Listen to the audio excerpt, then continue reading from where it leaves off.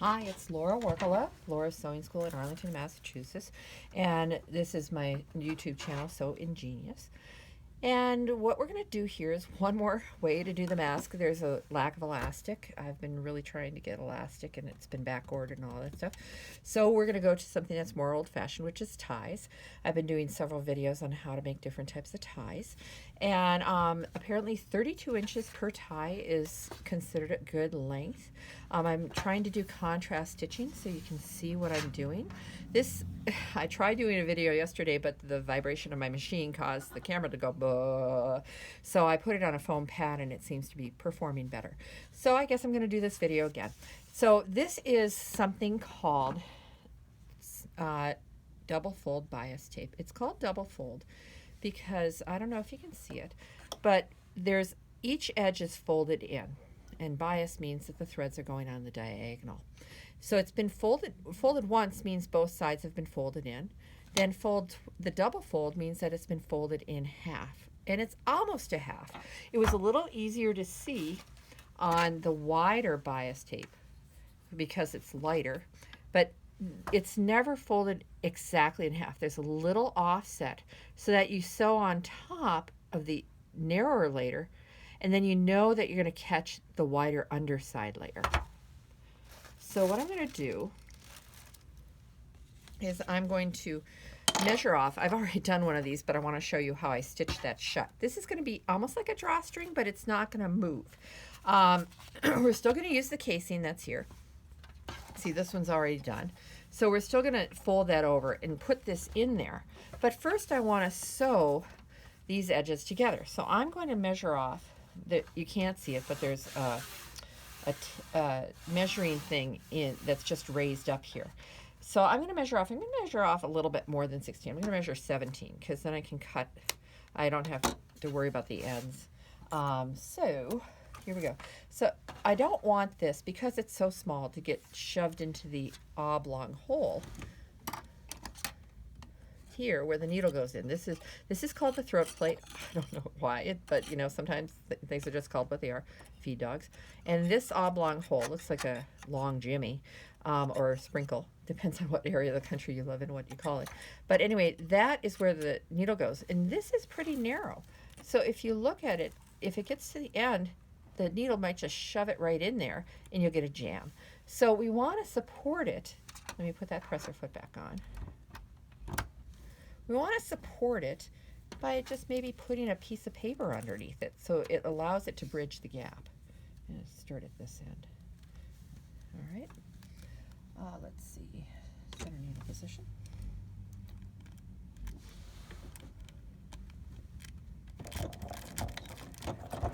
I'm not going to go quite to the end, so maybe, and then just cut some off. That's why I cut it a little longer. But the thing is, I will, ooh, that does, you see? Sometimes it doesn't like that. See, even for me. So now you can see what to do. Oh, it kind of crumpled up the paper. So, oh, and it tore it. Okay, well, interesting. Maybe I should run that. I hate to move it over. No, I don't like that.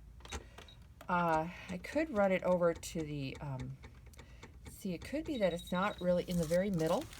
There are not very many feed dogs, and it could be that they weren't really catching it, and so it was getting balled up there. Maybe if I run it so it's underneath one side here, we'll have better traction and it won't go funny.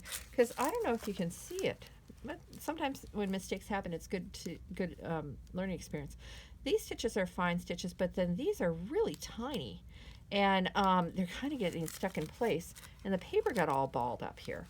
So what I'll do, I think I gave myself an extra inch. I'm going to, now not everyone can do this, you know, put the needle all the way to the right side. It might be possible to put it all the way to the left side. Some machines have two adjustments, center or left. Okay, so I'm going to go like this and put the side of the foot here, and then I should get better traction because I've got feed dog right underneath this side. Yeah, that's much better, much better. Okay, so that paper will actually tear away when I'm all done because I'm perforating it with sewing those stitches.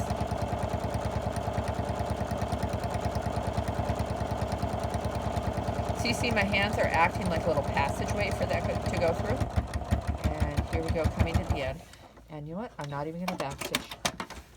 Oh, I'm just such a rogue person. Must be because it's almost 8 o'clock at night. Okay, all right. All right, so here we go. So I'm going to clip those threads somehow. My clippers weren't working very well, so I'm going to use these awkward dressmaking shears. They're good dressmaking shears, but they're awkward when they're this long. And you know what? I knew I had extra, so I'm going to cut it there. And since it's bias tape, it's, oh, that's exactly 16. Since it's on the bias, it's not going to fray at the end. Okay, there we go. And I can throw all of this away. Put this in the, put that out of the way. Oops, there we go. Now I want to treat, oh, 16. I was supposed to have 32. Okay, well, imagine that I did do 32. Oh my goodness. Well, I did have a piece that was already sewn. And where is it? Oh, here it is. So I'll just jump over to the piece that's the correct length. So I think I need to go home soon.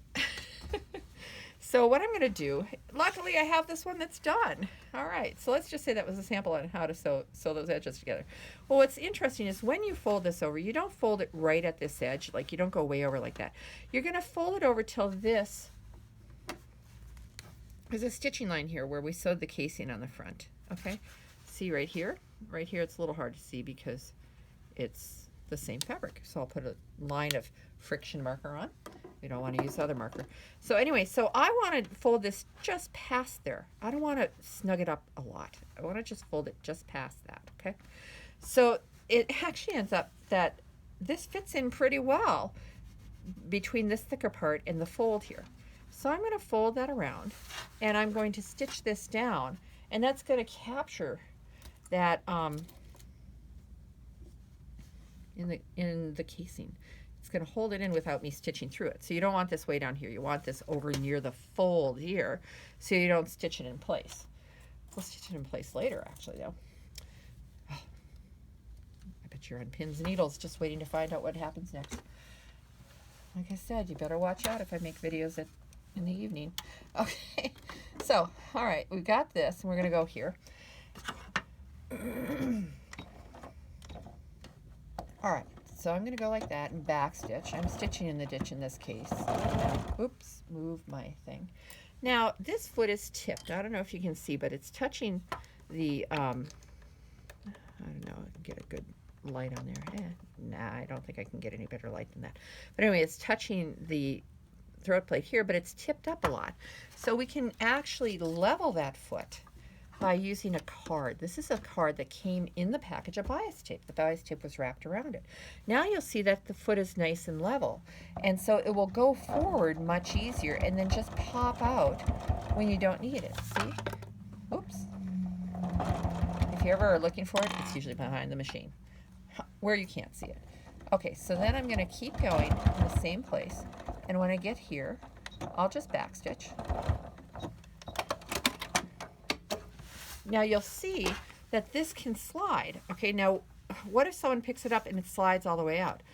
At the hospital or wherever they are, they're not going to have a safety pin. They're not going to want to bother. They can't take the time to feed that back in there. They're just going to throw it away or something like that. We don't want them to have to worry about that. So what we're going to do is we're going to secure it in the middle here. I actually did it here. I don't know if you can see it, but I'm going to match these ends like this and try and get them to pull evenly, like so it's all set. Yeah, that's about the same length.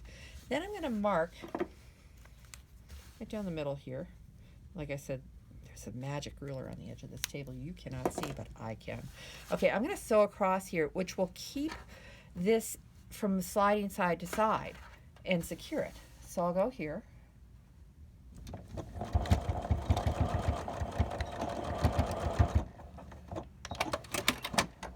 Been sewn across twice, and I don't know if you can see that. It goes right here, and there's one right here, and then these ties can be used to tie above the head and below the head.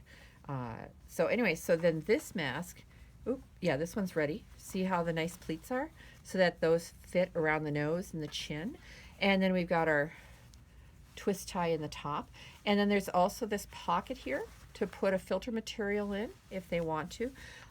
So anyway, this one's done now too, and all I have to do is just take it to the ironing board to erase those marks that I put on it, and maybe clip a few more threads.